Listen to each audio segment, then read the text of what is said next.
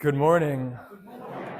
So just first of all, I want to thank Father Anthony for the invitation to be with you this morning. I'm really grateful. I'm really excited to be with you.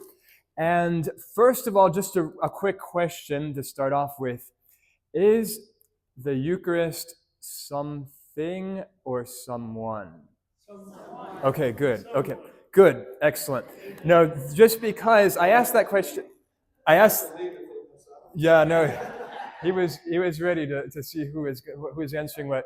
So I asked that question because they asked that question in 2019 to the Catholics, in general in the United States, and 70% said something that it was just a symbol, and only 30% of the Catholics who were asked recognized that it was someone, a living person, Jesus Christ, right? Which is kind of scary. But the truth doesn't depend on the majority opinion, right? Like the truth doesn't change based on how many people think it's this or that. The truth is, it's Jesus, whether we recognize it or not. We recognize it him or not. So I struggled with this myself when I was about 14 or 15 years old. At that point in my life, I was like, I'm not sure if I really believe this or not.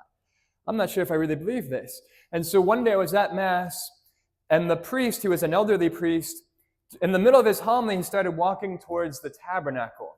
I was like, what is he doing? That's not normal in the homily. So he started walking towards the tabernacle, and he went right up to the tabernacle, and he said, if someone were to walk through that door right now and were to point a gun at me and were to say, if you don't deny that you believe that that's really Jesus Christ there in the tabernacle, if you don't deny that, I will kill you. He said, I would gladly die. I would gladly die to say that I believe that that is Jesus Christ and not just a symbol of him, right? What's inside the tabernacle is Jesus Christ alive. And when he said that, for me, it just kind of it reawakened my faith. And I was like, wow, if he was willing to die for that, who would die for a symbol, right? That would be stupid, right? No one would die for a symbol. But to die for someone you love, and that's what I realized. He loves Jesus so much, and he's so sure that inside that tabernacle is Jesus alive, that he would die for that. And now, by the grace of God, right, with the grace of God, I could say the same thing, right? I would gladly die to say that Jesus Christ is really present in the Eucharist, and that's not just a symbol of him. So St. John Paul II, I'm sure you all know who he is, right? St. John Paul II said, the Eucharist is the center of my day and of my life.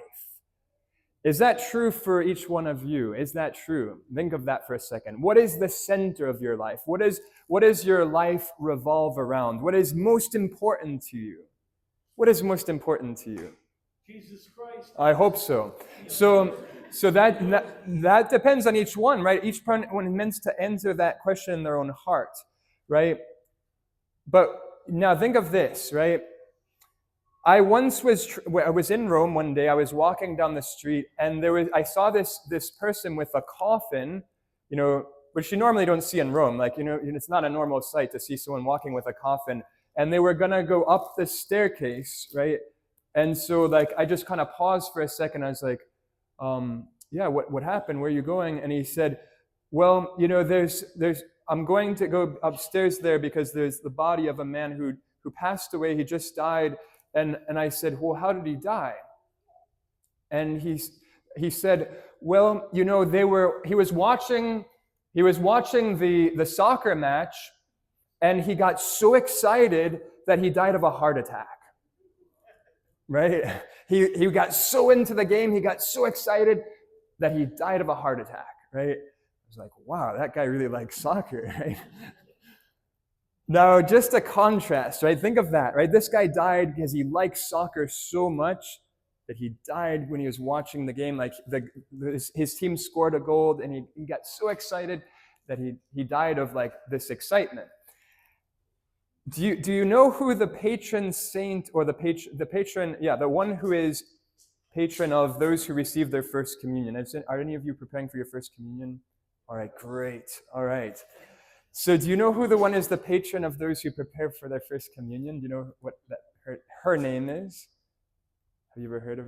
So her name is Blessed Imelda Lambertini. She was an Italian little girl, right? And so she really, really, really, really, really wanted to receive her first communion. She was so excited. And the priest was like, sorry, you're too little. You can't receive communion yet. Because back then, you had to be pretty, I think it was around 12 years old or even older sometimes when you got to receive your first communion. So you weren't like little girls, like you weren't allowed to receive communion yet, right? But she really, really, really, really wanted to receive communion. And so she was begging, like, please, please, please, please. And the priest was like, no, you're too young, not yet, not yet. And so one day, she was praying in the church, right? And the priest came in and he saw the host in the air right above her, right? It was floating in the air. And the priest was like, well, that's not normal, right?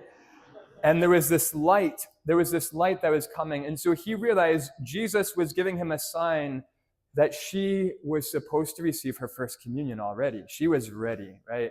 Jesus was showing him, like, she's ready. You should give her her first communion. And so he gave her her first communion, and she was kneeling down, for so long. And the nuns came into the church, and they came into the church, and they're like, well, it's time to go now. It's time to go now. It's time to go now. And she wasn't responding. And she had died of joy. She was so joyful. That she had received Jesus that she died of joy. Right? Think of the contrast, right? You have someone who loves soccer so much that they get so excited that they die during watching a soccer game on television. And you have this little girl who gets so excited about receiving Jesus that she dies of joy. That's the best way you could go, by the way. Like, don't be afraid. That's not normal. So don't be afraid of, like, oh my gosh, what if I die on my first communion? If you did, that would be the best way to go, okay? But it's not normal. That's only happened once in the whole history of the world. So don't worry. Don't be afraid. But again, if that would be the best way to die, right? To die of joy with Jesus in your heart, like, you go straight to heaven. Like, you go from receiving Jesus right into his presence. You see him face to face. So that would be the most beautiful way to go. Now, Jesus says in the gospel, where your treasure is, there your what will also be? Does anyone? Also be your heart, right? Where your treasure is, there your heart will also be. Now, there's another story. This is a true story, but again, not normal. This doesn't normally happen. But St. Anthony of Padua was once preaching at a funeral for a man who had just recently died. He was a miser, one of those, like Ebenezer Scrooge, you know that story with, like, he loved money. Well, this was that guy. He loved money so much. And so St. Anthony of Padua, the body was right there. During the funeral, he started to say, if you were to look for this man's heart, you wouldn't find it, because his heart is where his treasure is. And so that, like, everyone was like, whoa, what is he, like, that's kind of strong. But anyways, people, out of curiosity, like, after he had, after the funeral was over, like, there was someone did an examination, and they couldn't find the heart inside the man, right? And so they went to his safe, where he had all of his money stored, and they opened the safe, and there his heart was. Again, that's not normal. Right? That doesn't normally happen. That's a miracle, right? That took place. But God can sometimes do that to underline something, a truth that he expressed in the gospel, right? Jesus said, where your treasure is, there your heart will also be. And he did that to show, in this case, like, this man loved money so much that that's where his heart was. That's where his love was. And so now, in today's second reading, St. Paul says, I consider everything as loss, everything as rubbish, everything as garbage. You know what the real word is? The real word that St. Paul uses is actually, it's the S word in Greek, right? It really is. It's literally that. It's dung. It's horse manure. It's a load of that.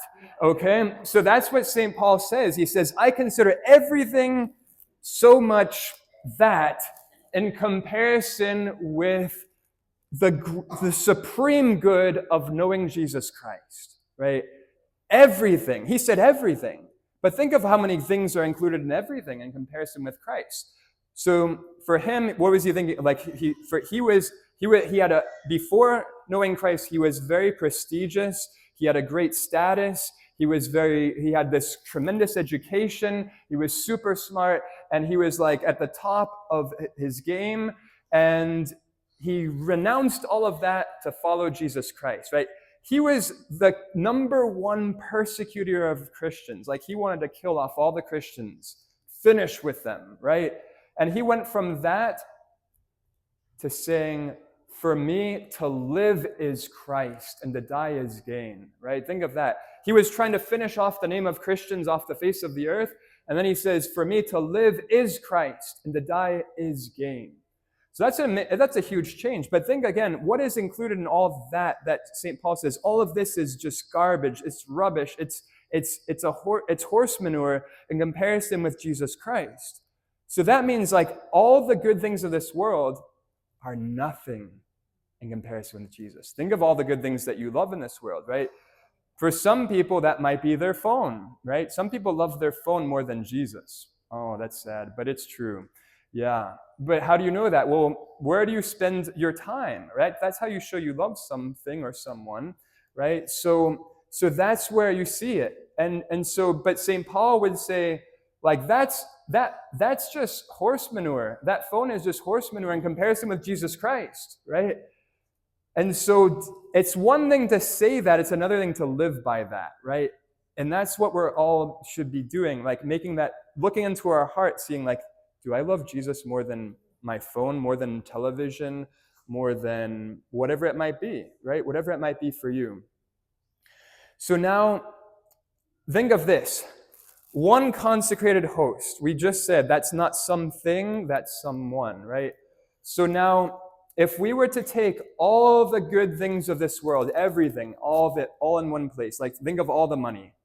Think of all the money of the world. All the money of the world. It's right in, it's like we put it all together right here. Let's put all the luxury cars all in one place, like put them all together. All the amazing things of this world, all the jewels, the diamonds, everything precious, everything valuable in this world, and we put it all here together, heaped it all up. And then we had one consecrated host here in the tabernacle. Which would be more valuable? Which would be more important? The host, right? Because all of this good stuff, like all this money, all this, these jewels and these diamonds, all of that has a limited value. Jesus Christ, the living Son of God, he is infinite. God, how much is God worth? He's worth infinite, right? You can't put a price tag on God. He is infinitely valuable. And so that's why I've heard this said by someone that if I were offered $1 million to not go to Mass on a weekday, not on a Sunday, right? So we have to go to Mass on Sunday. That's an obligation, right?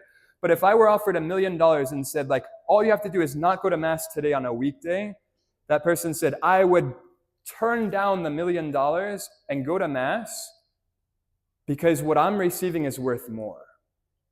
That's faith, right? That's faith. To say that even if I were offered like $1 million for not going to Mass on a weekday, that means you don't have to go to Mass on a weekday. You only have to go to Mass on Sunday. But for that person, Jesus really was the center of their life. You see the difference? You see the difference? Someone who says Jesus is the center of my life, but doesn't really make their life centered around him, doesn't really love him to that point, that he really is the center of their life. There's other things that are more important to them, like money, for example, right? But in this case, this person, for them, Jesus was everything. But the problem is, some people don't even go to Mass the minimum that's expected of us. What's the minimum that we have to go to Mass? Every Sunday, right? Once, either or Saturday afternoon, right? That counts as a Sunday Mass, but Sunday, the Lord's Day, right? That's a minimum. That's a minimum. You know what sometimes some people say, like when you ask, like, why didn't you go to Mass this Sunday? Father, I was feeling kind of tired. I was feeling kind of lazy. Didn't go. Oh my goodness. Think of this. All right, this is a true story. In Mozambique, in Africa, there was these nuns that were traveling through the desert, and they saw what looked like this animal like on the side of the road that was kind of like dragging itself. And they thought maybe like this animal got hit by a car, dragging itself. So these nuns, as they came closer, they realized that's a human being, that's a person. And they came closer and they realized this person had no legs, and they stopped the car and they asked, like, where are you going? Who are you? And this young lady, she was 26 years old. She said, my name is Olivia. I'm going to Mass. She wasn't even Catholic yet. She was preparing herself to become Catholic. And it turned out that every Sunday she would drag herself, because she had no legs, she would drag herself, and she had burn marks all over her hands because the ground there is so hot that, like literally her hand was burnt, and from the friction of dragging herself on the ground, her hands were destroyed.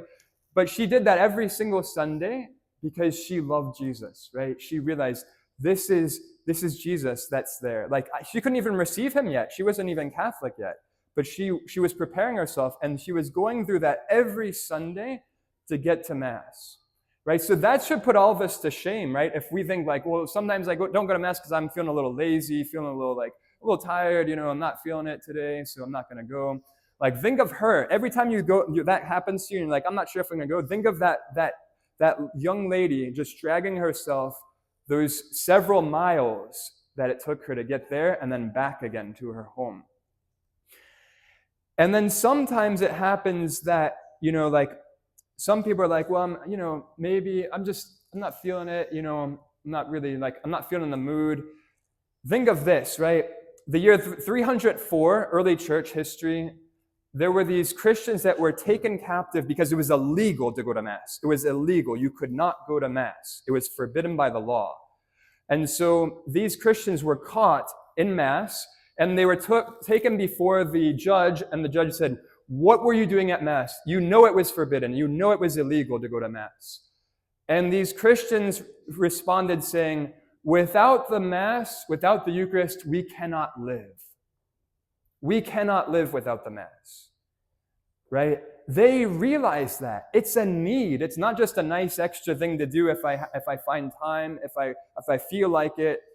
No. And that's why in some countries, even today, you have Christians that are Catholics who are going to Mass knowing that they could be killed while they're at Mass. That happens sometimes in some countries, like they'll just, burn the church down while they're at Mass, or they'll, things like that happen in some countries. And they're risking their life. They're saying, I want to go to Mass because I know that Jesus is there. I want to receive Jesus, right? And so that's not an issue for us, right? Mass here is not illegal. And they're not going to burn the church down while we're in Mass. But do we love Jesus that much that we would do that for him, right? If that were the case, would we do that for him? And then this is what really kills me. This is what really hurts me a lot. Sometimes, you'll hear it from children, when you ask a child, well, why don't you go to Mass on Sunday? Well, my mom and dad don't take me. They don't let me go. They don't let me go. That, for me, is what hurts the most, right?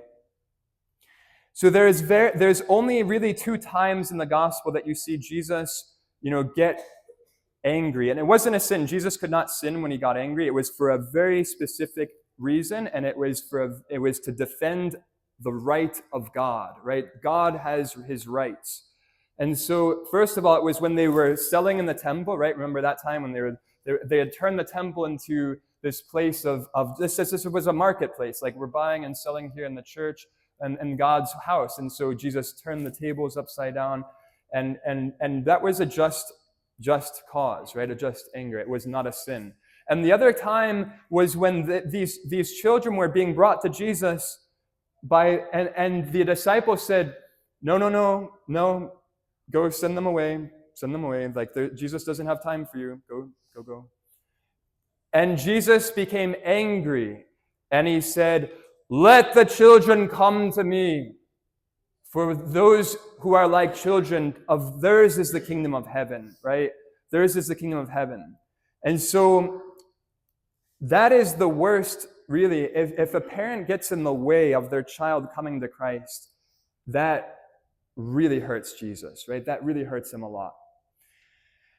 And so why do we have to go to Mass on Sunday? Why do we have to, what is this about going to Mass every Sunday? And again, why is it that we have this minimum of, so think of this, right? Think of this. First of all, everything that you have, everything that you are, your existence, your life, where did it come from? From God, right? Like you didn't cause yourself to come into this world. You can't cause yourself to exist one more second. Every second of your life is a gift from God. And so we owe everything that we are, everything that we have to God. Everything comes from him. And so we have a duty and justice to recognize that, right? And that is this act of worship. Now, this comes from Christ himself, right? He said to what's the way that we're supposed to worship God? This comes from Christ when he said to his apostles, do this in memory of me. So this is the way we're supposed to worship God. Jesus gave us this way of worshiping him. The second reason why is because we have a duty of gratitude. Imagine that you were condemned to death. You were condemned to die. You are going to die, and you know this is your death sentence. But someone else steps up and they say, I want to die in your place. I want to die for you. I want to take your place. That's what Jesus did, right? Jesus died for you. He died in your place. And imagine if all they asked, look, I'm going to die for you, but all I ask is that you go visit my family once a week, right? Would you do that? Like if someone says, I'm going to die for you, I'm going to take your place, I'm going to die in your place, but all I ask is that you go once a week to visit my family, right? Would you do that? Of course, right? You'd be like, well, that's the least I could do, right? But imagine instead of just going to visit once a week, he also told you, when you go to visit them, like I'm going to have this check waiting for you. Like I'm going to give you every week another, additional, so to help you out. So because the thing is, does Jesus get anything from us when we go to Mass? Does he take anything away from us? No, Jesus is not a blood sucker. He's a blood donor. Right? Jesus poured his blood out for us on the cross. He pours himself out for us in the Eucharist. This is my body given up for you. This is my blood poured out for you, right? So Jesus doesn't take anything away from us. He gives us himself. And this is, again, the minimum of nourishment that our soul requires, right? Sunday Mass. So think of this. You could die of starvation if you don't eat enough, right? That's possible. If someone doesn't eat, they could die. That happens sometimes, right? People can die if they don't eat. And that would be sad. But the thing is, there are people who starve their souls to death, right? That's why it's a mortal sin when I could go to Mass and I choose not to go to Mass. It's a mortal sin. Why is it a mortal sin? Because I'm starving my relationship with God to death. I'm starving my soul to death, right? I'm not fulfilling that minimum in my relationship with God, right? Just like my body has a minimum of food that I need to stay alive. So also, I'm not just a body, right? Human beings are not just a body. We are body and soul unity. We're not just an animal. We're not just like any other animal out there. We have a soul. We are body and soul unity. And our soul needs spiritual nourishment. And this is the minimum of nourishment that our soul needs to stay alive. Now, just think of this, right? There was a Eucharistic miracle, several of them actually, but there's one in particular that was more recent, where the host that was found after Mass, they found a host on the floor. That's really bad, right? That should never happen. But they found a host on the ground, and they put it in water to dissolve, right? That's what they do. To dissolve that host. And so the priest put it in the tabernacle in water and came back after a couple weeks, and it looked like flesh, right? That's not normal. Again, this is a miracle that took place, but it's happened, right? Okay. So now they weren't sure what to do. They left it in there several years, changing the water, and it's still there. And so now they're like, okay, what should we do this? And they went to the bishop. The bishop was Archbishop Bergoglio, who is now Pope Francis. It was in Buenos Aires this took place. And so he said, well, why don't you send it to some scientists that they do an examination to see what is this, right? What is this that's here? So they sent a sample to a forensic scientist in New York, right? There's someone who studies, like, after a crime scene, what happened to that person, like how did they die? And so they send this little sample to this forensic scientist and said, okay, can you tell us what this is? Where does this come from?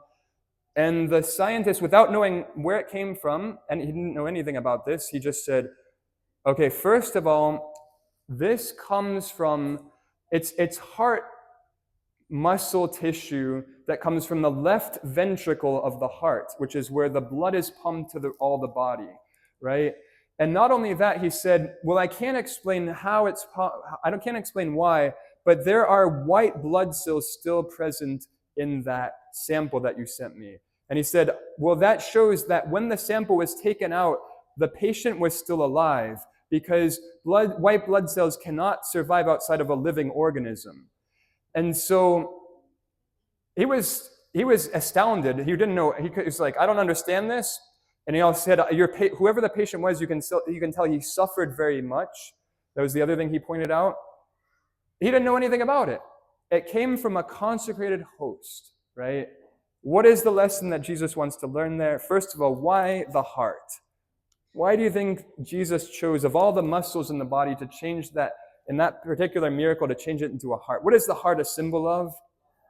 Love, right? Love. So Jesus is saying, I heart you, right? That's what he's saying. Every time we're at Mass, that's what Jesus is saying. Like, this is my body, right? The body of Christ, right? I am giving myself to you, myself. This is the best gift I could give. I couldn't give anything better. My whole self, I'm giving you myself. Not only that, it's a symbol of life, right? Can you live without a heart? No, right? And so we cannot live without Jesus. We cannot live without Jesus. So now I just want to leave you with a proposal, right? So again, how do you show that you love someone? You spend time with that person. If you really love someone, you're not going to say, like, what's the minimum amount of time I have to spend with you, right? You wouldn't say that if you love someone. And so I want to ask you that question. Would you be willing to do more than the minimum for Jesus, right? Think of that. Like, don't say it out loud. That's between you and Jesus during this Mass. Just pray about that. But what are you willing to do for Jesus, right? To show that you really love him. Obviously, yes, you have to start with the minimum. If you're not doing that, you have to start there. But don't leave it at that, right?